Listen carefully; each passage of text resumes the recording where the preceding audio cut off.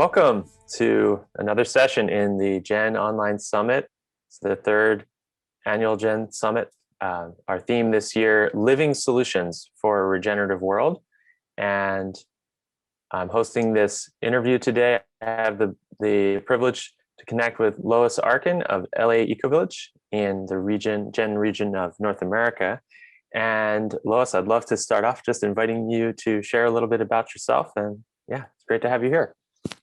Thank you. I'm delighted to be here, and I can't tell you what a wonderful and exciting road it's been from the start of the Global Ecovillage Network to today.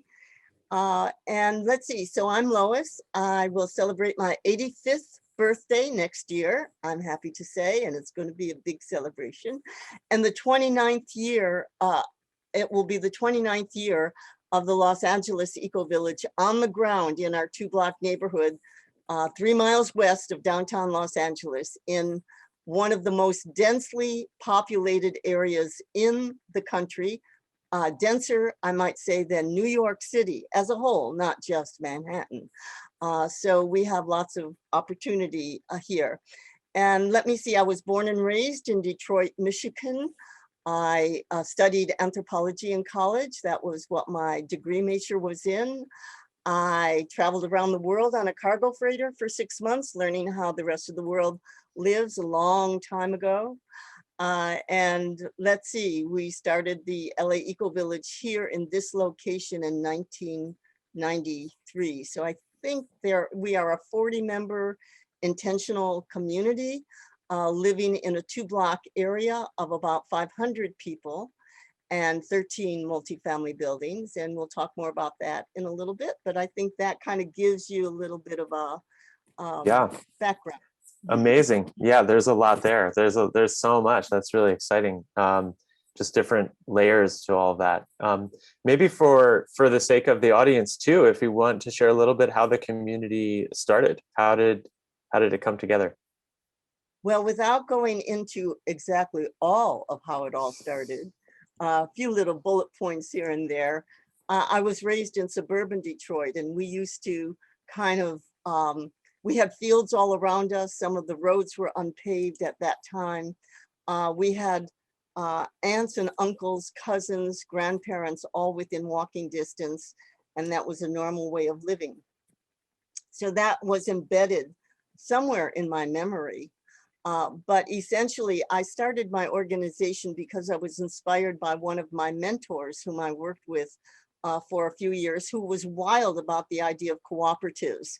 So I started an organization in 1980 called the Cooperative Resources and Services Project. And we saw that there were co-ops all over the city, but they were all kind of separated. There was a housing co-op here, a food co-op there, a credit union over there, childcare co-op over here, a worker co-op over there. And I thought, oh my gosh, why don't we kind of bring all that concept of co-op together and create a co-op neighborhood? And so we thought about that, and we had a planning committee for that starting in the early 1980s.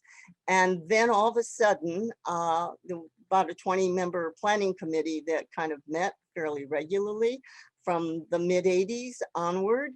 And then in 1992, and we had found an 11-acre site where we were going to do this fabulous new construction solar ecological urban village, because we didn't yet have the word eco-village, as a matter of fact. And then all of a sudden it was 1992 in Los Angeles, and we had the uprisings, or the riots, if you will, as a result of the Rodney King verdict. And that Rodney King was perhaps the first African-American male who had been beaten by the LA Police Department and had gone viral. And of course, since that, we still are dealing with this in a very, very major way.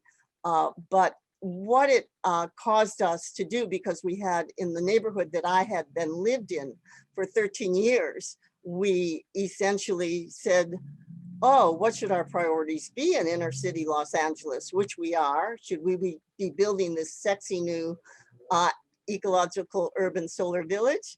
or should we be retrofitting our existing neighborhoods? And then we decided after a 6-month dialogue, yes, we should retrofit. Let's just do it in Lois's neighborhood. So of course, I was very pleased about that.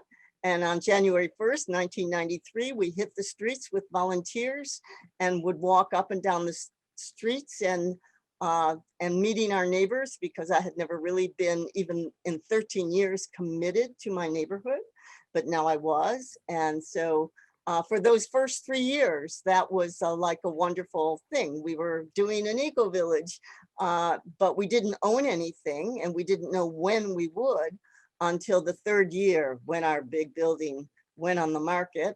And we decided we must buy this building. And it was in slum-like conditions and half vacant. And we decided that we would pay only $500,000 for it, even though it had a $1.2 million note on it. Let's see, I'm not quite talking in bullet points about this, but that was those first 3 years and the acquisition of that building is how we got started. We worked in those first 3 years pretty much with the existing children, the existing neighbors in our 2-block neighborhood. We knew them all, and we did all kinds of things with them. We started a kids recycling co-op. We planted fruit trees with the kids. We went on field trips with the kids, biking field trips. We went on weekend camping trips. It was really heavenly. And then we bought property, and that was the start of a whole new era of the Ecovillage. And today we own 3 multifamily buildings, 50 units of permanently affordable housing, and a 1/4 acre commercial space, and manage a 1/4 acre learning garden, and so forth like that. So there we are. Amazing, amazing. And I'm sure that there are many listeners that would want to go down the track of being like, how can we do that too? So I know we'll be able to have just ways that people can keep learning from you, or learn, from what you've already shared as well. So we'll make room for sharing some of those resources. It's just fascinating to hear about that. One thing that I'm curious to hear a little more about too, as you mentioned it in our pre meeting time, was about being there at the start of the Ecovillage network as well. So just feels nice to weave that in. As you mentioned, you didn't have the word Ecovillage yet, even as you had started. So you were very much there in that frontier phase. We were very much there. What happened was, going back to 1985, right? Because we bought our first building in 1996, and in 1995 we had $20,000 in our. We have an ecological revolving loan fund, which we had started in the early 1980s as part of a demonstration on how what we might experiment with alternative economic systems. So we had a local currency system. We considered having a credit union, but there were plenty of those in LA. And we decided to create this ecological revolving loan fund, of which we were able to initially fund it with several $1,000s that we had borrowed from our constituents. And so when we knew we had to buy this building and we weren't going to pay them cent more than $500,000 for them, where were we going to get the rest of that money? And so we decided to, I decided to go to Findhorn in 1995, and the wonderful, extraordinary generosity of Ross, whom you all know, of course, and was able to generate a loan from him. And then that was able to leverage a lot of other loan monies back in Los Angeles. And so we borrowed money from our constituents, and we were paying relatively high interest rates compared to today, but still less than market rate interest. And in May of 1996, we actually closed the deal, signed the papers, and now we were the owners of this 40-unit building that was in slum-like conditions and half vacant, and had no idea how we were going to manage this, but we did. and our work on the streets kind of came to a halt as we turned inward to retrofit our building and to begin in earnest the development of our intentional community. Is that kind of cover that a Yeah, little? yeah, that's really great. No, Mhm. I love all of what you're sharing. It's really inspiring. And so the forming of your community, how many people live in the community today? Or this is a little bit about, how community life is organized. Like, how do people participate as members, or that aspect? Well, today we have about 40 members. It's important to mention that we did not require any of the people who lived in our buildings, any of the 3 buildings, to move or relocate out of them when we acquired them. So, Hmm. so several of those people even still live here, even though they are not members of our intentional community. They are still good neighbors. So there's 40 members of what we call our urban soil Tierra Urbana Limited Equity Housing Cooperative that owns 2 of our 3 buildings, and our Beverly, Vermont Community Land Trust, which owns the land underneath all of the buildings and fully owns the 3rd building. And let's see, where was I? What was I saying about about this? Yeah. Oh, yeah. So you Uh, were just sharing a little bit about the membership and the structure. That was great. yeah, Yeah. so Yeah. people in order to become a member of our intentional community, in the beginning, it was very simple. You could say, oh, I want to live more cooperatively and more ecologically. And essentially you were in, pass a credit check, or even if you couldn't pass a credit check, we could, figure out how to have you anyway. And that was a very big mistake for any of you out there that are thinking of starting an eco-village or intentional community. It is very, very important to have a much more clearly defined vetting process because in the beginning, our rental rates were pretty much the same as market rate in the neighborhood, even though we even reduced our rents in the very beginning. But after now 20 some odd years, our rents are way, way lower than market rate. So you want to make sure that people want to join your community because they are aligned with your values and your vision, and not just because they want to get the cheap rent. So we had some very difficult times. We had some very heavenly times, I should say, in those first 3 or 4 years, even the first year or 2 of owning property. But then it became very, very difficult, having made some serious errors in judgment about who we brought here. Mm. And so those were some difficult times. And then we were able, thanks to the wonderful people within our movement who can facilitate change within communities that are having difficulty. And we had many of them come over a 2 or 3 year period and helped us kind of resolve our difficult issues. And it's been pretty congenial ever since these past 15 or 20 years or so. Mm. So that's our story. Now, even though we have 40 members that are in our intentional community, there are other people within our neighborhood who we're friends with and that sometimes do some work with us, or there are people who are, painters and handy persons and so forth that are wonderful, wonderful neighbors. However, those first 3 years when we knew everyone, we're not in that situation now. For many years we weren't, but now many of our members are starting to say we need to do more neighborhood outreach, more community outreach. And there are probably maybe a dozen of us or so that put that kind of energy out on the street and are generally always speaking with neighbors that are passing by. But we haven't done a regular community organizing activity with all the other people in our 2-block neighborhood. Hmm. So Yeah, fascinating. Yeah, thank you for sharing that. Yeah, and I really get a feel of the ebbs and flows and the cycles of learning, that happen across time with that. It's very deep. There's, I'm sure, very rich learning that you've all held, and then also that others, can learn from.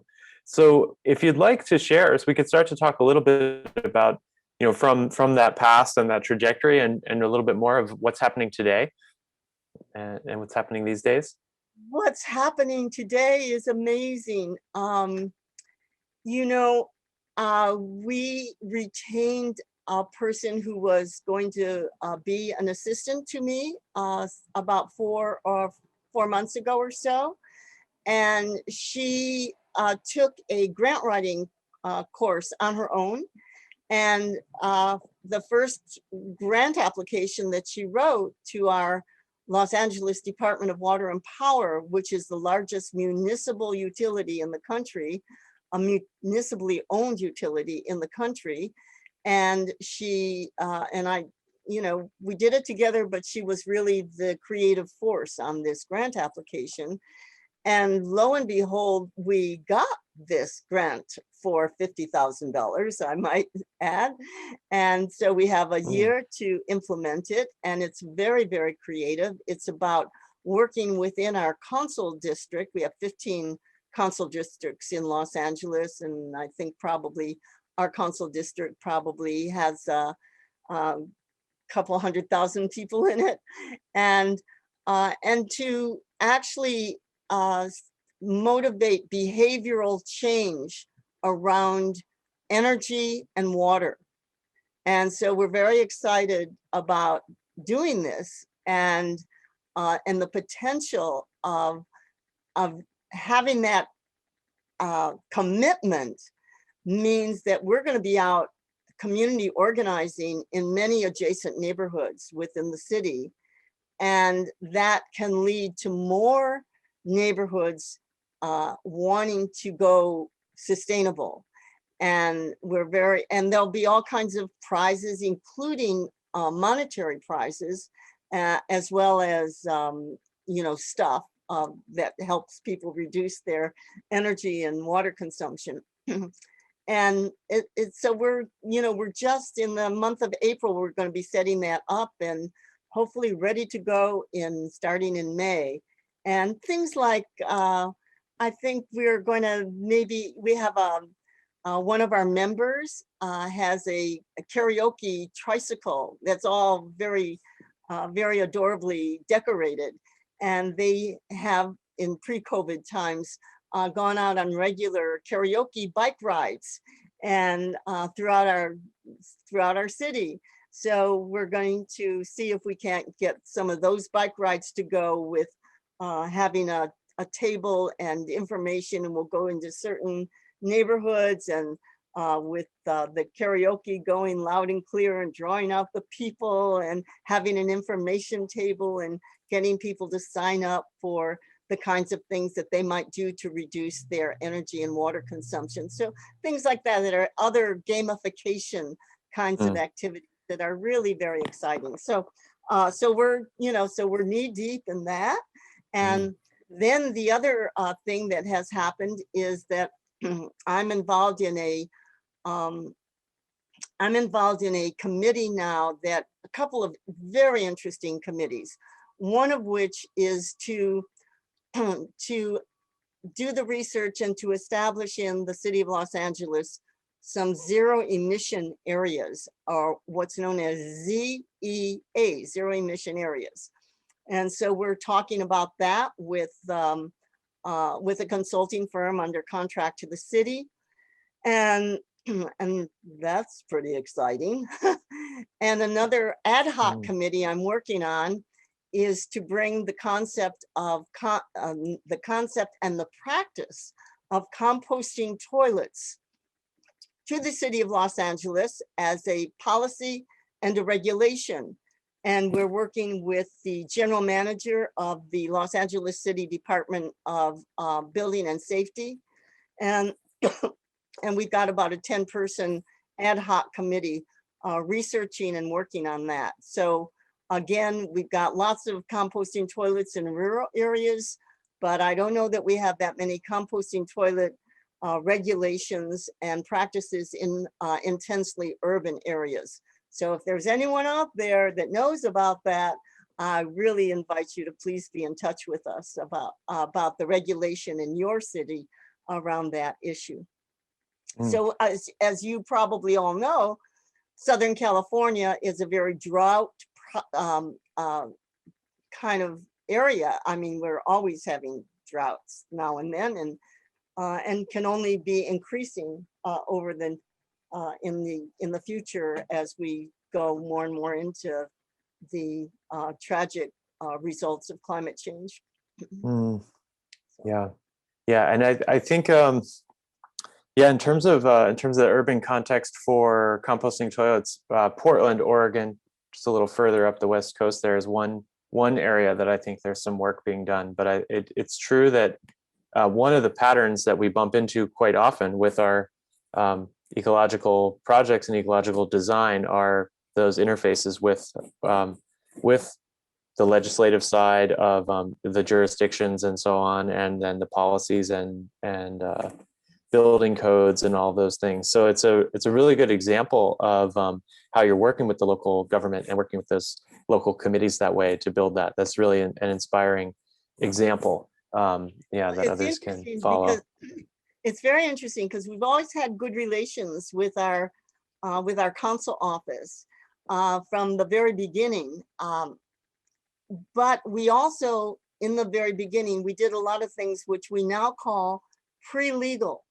They were illegal at the time, and then someone said, hey, Lois, let's just call them pre-legal, because of course now they're quite mainstream. Even things so simple as mulching and composting. When we would have building inspections of our big building, we would be told, no, you've got to do away with that mulch or compost, because that's, you know, and so we never, you know, we would continue to do things that were, oh, and even gray water. We had put in some pre-legal gray water systems from our sinks and washing machines and such, but which are now, you know, regular. They're mainstream within our city and within most cities now. So this issue, I always say, if you know in your head that you're right, and you know in your heart that you're good, sometimes you just got to stick your neck out and do it, knowing, of course, what the potential consequences might be if it's, you know, not exactly in alignment with the current regulations. But that's also a good reason to always make friends with your public jurisdictional officials, because if you have a good understanding with them, you know, you're always going to work things out. We had, in our early years, we had several interns that were just going into graduate school or just graduating from urban planning or architecture or geography majors, all of which are very associated with the work that we all do. And now they work in the city and they've moved up into very high areas. One of my board members was with us as an intern in the 1990s, and now he's retired.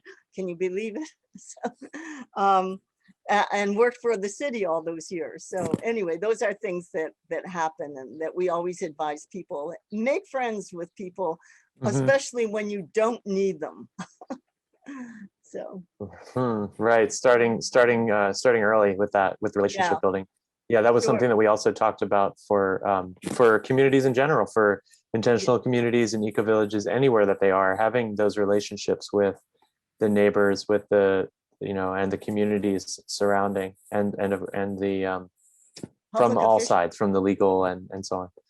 Yeah, you did start to mention briefly just some of the it's inevitable, it comes up during these conversations, you know, just how is COVID, the COVID-19, you know, COVID crisis affecting your community or community life, and if you want to share a little bit about that.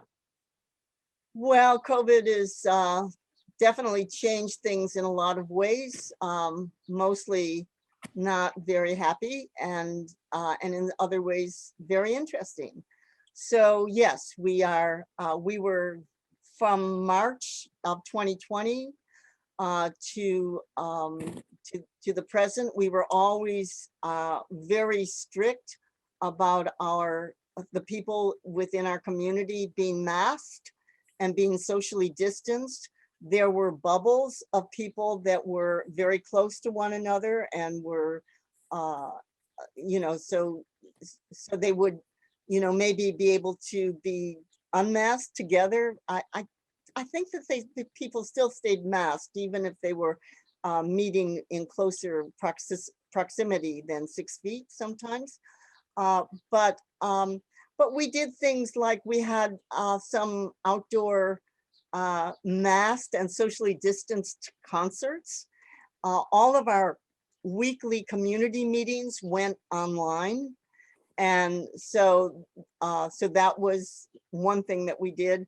There were things that just stopped completely, like our weekly community potluck dinners and our weekly free music lessons on the sidewalk, where one of our former members would come every Wednesday and set up chairs and instruments on the sidewalk and give free music lessons to anyone that lived here or was walking by or driving by. And so we stopped that. There were so many, so everything was going quite well for till I think it was around December or January. We had 5 cases of COVID within our intentional community. And also if people traveled, they were self-quarantined when they would return. And then we had these cases of people who actually did get COVID, all of which resolved quite nicely under quarantine, except for one that was a little bit more difficult than the other 4, but that person is now fully recovered as well. There was one person we were really worried about, and because he's clinically obese and has a couple of other problems, medical issues, but this person rides his bike like an hour a day, and he recovered very quickly and very well, and we were very, very relieved for him. And so that's essentially now, I would say, of our 40 members, about half of us have been vaccinated, and at least to the first shot. I have my second shot scheduled for next week. And we're all looking forward to hugging.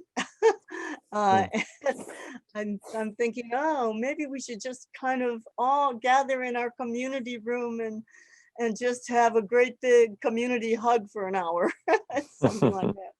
But Yeah. that, you know, that's basically how it is. And I think that it's similar to what other communities have gone through. We have a few people here that follow things so closely. And so they are constantly reporting to the whole community on the latest research and the latest requirements for dealing with COVID and so forth like that. So that's it. I think that we're going to see a lot of people doing more things within the next month or 2 together, but still being masked and to a certain extent distanced. Yeah, thank you. Yeah, and so many, it's true, and many communities, of course, are facing very similar situations, and then also it does vary quite a bit in different regions and locations, and so it's really great to have people within your community who are tracking and then sharing the information so you can stay updated, and also to still have that feeling of connectedness even though you're not able to connect in the same ways.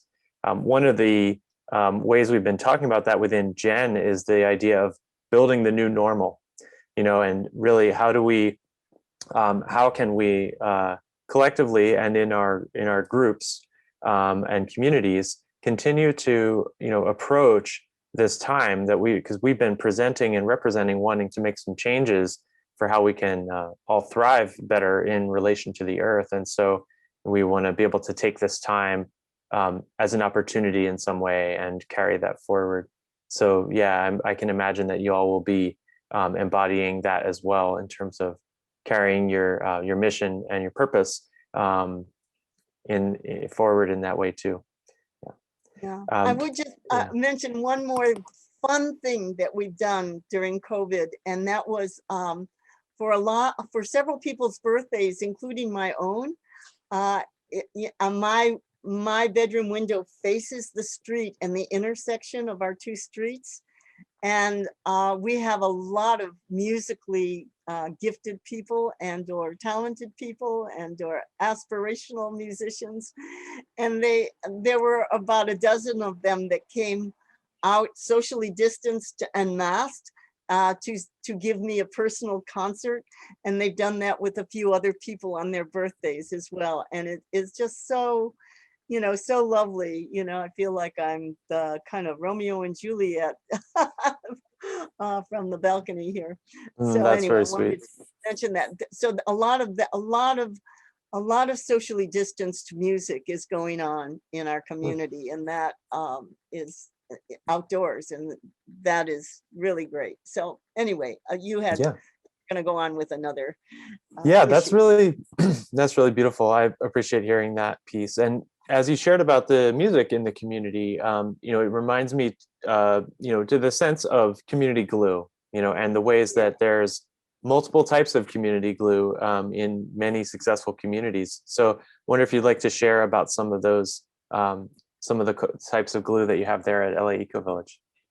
Well, of course, it's true that we have many committees that are working committees. So there's a water committee that works. We have several gray water systems, so they help one another cleaning out their little things where the gray water comes out to in the gardens. And on a regular basis, we have a composting committee. We have uh, we have members, so many of our committees that are meeting online, and some of them are meeting in person. Like the garden group still is doing a lot of gardening, but mostly socially distanced. Uh, and uh, and we have an outdoor kitchen where you can actually have maybe have some potlucks and people preparing food for others and eating in our outdoor kitchen that is socially distanced. So there's still, the work parties and the socially distanced eating together and the concerts. And we have a number of people that are really into games of various kinds. And so they're doing a lot of that game playing online. And so that's kind of fun for folks that are into that. And the bike rides, almost every day, there's about a dozen of our folks and especially with their kids that are going on bike rides, because we have within a few miles of us, we have quite a few bike lanes actually. And so that happens almost daily, it seems. And I just recently got my bicycle fixed, and I hope I'm going to be one of them very soon, biking out of here every day. Mm. And so the glue continues to build up, and in a variety of ways. And people are always coming up with new ideas of how to do something together. And then, some of them take and some of them don't, but it's quite amazing that way. Yeah, it sounds like a lot of really great experimentation has happened over the years as well. Yeah. Yeah. And so you shared a bit about some of the things that are, happening now and upcoming. And maybe if you could share a little bit about how you see the future for the Eco Village movement, or from a LA Eco Village perspective, but also for the movement.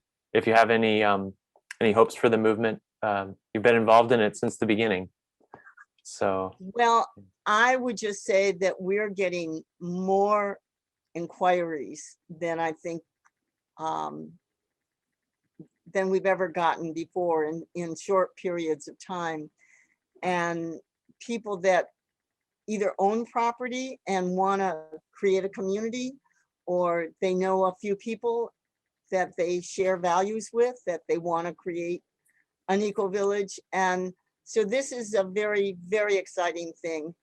I just see that we're, at least in the cities anyway, because a lot of the folks, a lot of the inquiries we get are from people that actually want to go rural.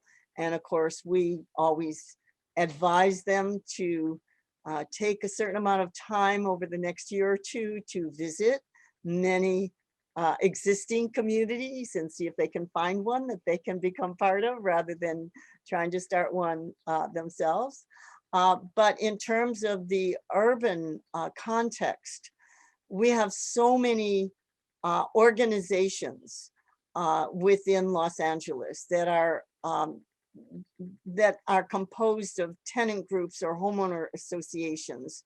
And how I think our big challenge is how can we begin to work with those networks of organizations so that they become more intentionally organized as an accident of people's residential choices. So there's the LA Tenants Union that has about a dozen different groups across the city of Los Angeles in different areas. And so then there's the well, anyway, about a half a dozen different kinds of groups that way that are networks of existing multifamily buildings. And so how is it that that groups like ours, now we've kind of rebranded ourselves the Los Angeles Ecovillage Institute, can work with these various associations to help their tenant members or residential members become more resilient in ecologically, socially, and economically. And that, which is what our basic situation is. We wanted to reinvent how we live in the cities so we could actually raise the quality of life while actually reducing our environmental impacts. And so it should be that we would help so many other buildings do the same thing. How is it that that is possible in those three different connecting areas, socially, economically, and ecologically? And so I think our work is cut out for us, and we'll certainly be beginning it with this grant I spoke about a little bit earlier. Yeah, that grant seems like an amazing tie-in. Now, there's something exceptional also about the way that you've been able to maintain the rent. Speaking to the economic side of that, yes. the modeling of that. So having the forming of a limited equity cooperative, I believe you said. Yes. And so without going into, there's a bit of granularity there that relate to the specific region and the local legislation and such, but also there's a pattern in there. So it'd be really nice to highlight that a little bit, you know, and perhaps that is one of the patterns that you are going to help others identify how they can stabilize, you know, rents in a situation where there's normally such a scrambling in a way with the way that real estate works and the way that there's a cost of living. So the ways to be able to stabilize that for communities is a really powerful example. Yeah, I think it is perhaps the most important foundation. What we knew in the beginning is that we had to own property, that if we didn't, we would not ever achieve economic sustainability. And particularly in an ever increasing real estate market such as Los Angeles or any of the other major cities in this country and many around the world. So I knew about limited equity housing cooperatives, which is a way of owning, but not having the value of your buildings increase with the market, but only with an internal formula. I knew about community land trust, which incidentally, for those of you who might not know it, Bernie Sanders in Burlington, Vermont was the first to help create the the first contemporary community land trust in the US, back in Burlington, Vermont, a long time ago, which was a model for us. And so we knew we wanted to have a community land trust that would own the land, and a limited equity housing cooperative that would own our buildings. So we would separate the ownership of the land from the ownership of the buildings to give us more leverage, in a sense, for long-term affordability, permanent affordability, as distinct, for example, in Los Angeles, and I'm sure many other cities as well, you can have a nonprofit organization that owns property, and you can get, sometimes you can get public funds to help with that, both locally, statewide, or from the federal government, but they're limited in terms of time. Sometimes they're tax credits for 20 years to get money, or sometimes even in Los Angeles, there's a 55-year limit on the affordability when you get money that way. But we wanted it to be more secure, and we didn't want to be in a situation, which I knew about in the early 80s, where there were affordable housing development in the 1940s and 1950s, even the 1960s, where their affordability mandates had run out. And then all of a sudden, those co-op buildings were subject to the real estate market. And the members would say, oh, wow, so we could sell our building and, you know, walk away with a lot of money. I didn't want that to happen. And that's why we separated. But the ultimate solution to that problem is what you do in building the culture, not just the legal. And there are many different legal ways of owning property. So those are the two that we selected.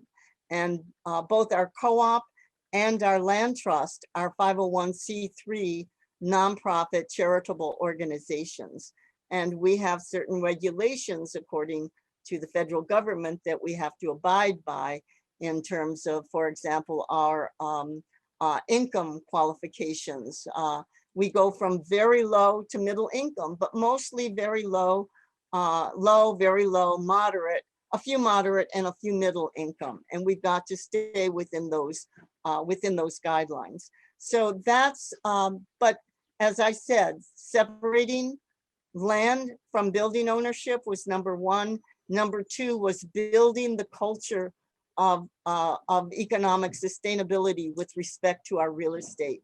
And that took quite a few years, along with building the congeniality of the community. There are lots of intentional communities, co-ops, all kinds of organizations that intended to be permanently sustainable in one way or another, that ended up in lawsuits with one another. And so we wanted there to be the congeniality, the trust within the community before my organization, the development organization, passed ownership along to our co-op and our land trust. So that's it in a nutshell. I don't know if it was added any clarity to the situation. Yes, but absolutely. You are welcome to contact me to get more information, to get copies of our documents and so forth. Amazing. What a great resource. Yeah, indeed. And I think there will be, it is into the specifics that many, I believe, are interested to be able to go. So I love that LA Ecovillage Institute is part of that frame that you're using, that it really, and acknowledging the wealth of knowledge that you have, and that you will continue to grow, and the ways that you can support that locally, but also globally, because a lot of the patterns, especially the patterns for ownership, they do translate, even when there's different specifics. A lot of those patterns really translate for being able to have common ownership and common stewardship, and have a shared purpose and have those shared values at the foundation, and to be able to embody that. So I think it's a really beautiful example, and a very inspiring one as well. And I really appreciate your time today and all this territory that we've covered, and wanting to just round it out and invite you to share any other closing thoughts that you'd like to share for our call today. Well, I am just so excited about the growth of the Global Ecovillage Network, and also our Foundation for Intentional Communities, the Co-Housing Association. These three organizations all kind of working together now to spread the word of resilient communities one way or another, whether we are intentional communities or communities that occur as a result of the accident of our residential choices. What's really, really important is that we continue to work intensely with the networks of other kinds of organizations that are devoted to creating more resilience and reversing the most, as quickly as we can, the most negative effects of climate change. And we are in a struggle for the survival of our species, along with thousands of other species that almost no matter what we do seems too little too late. And according to the science, it really is, depending on the science that you're watching. And so we have to really, really work hard to try to kind of turn that around, because even the greenhouse gases that we are releasing today, my understanding is that they're going to not actually be in effect for another 50 years. And we've already dealing with the effect of the past 100 to 200 years of the industrial and now technological revolution. So hey, let's get on it. Let's keep smiling. Let's keep our energy up, and let's go change the world. Mm-hmm. Wow, that's so inspiring, Lois. And there is a panel that we've done on movement building that also covers some of the themes that you just touched on. And so I'll invite you and the other listeners and viewers of the summit to join into that. Also, we're going to have an engagement platform for the viewers to be able to share questions and have a dialogue and conversation in relation to the summit. So that will be a space as well. And I just really appreciate you for all the work, inspiring work that you're doing. All the best for those next steps, and we'll definitely be following along to see how it all goes. And we're in it together. So all the work that we can do, for the good of all. I do invite people to visit our website, laecovillage.org. We'll have a number of handouts on our website and that talk about a lot of the things I mentioned here today. Perfect. Thanks so much, Thank Lois. you so much. Thank you.